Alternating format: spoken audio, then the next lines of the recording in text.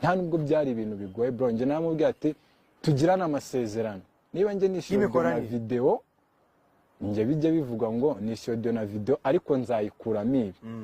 Aragenda arabura, nibwo nagiye muri studio nikorera akayipi kitwaga Stack, turakora kabisa,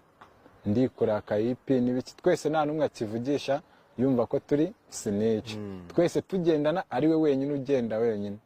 Na Kadafi indirimbo yitwa Stack urabizi karimo, Yesu atanguranwa sohora irete, racyumva Kadafi amubwira ati EP afite iteye ubwoba,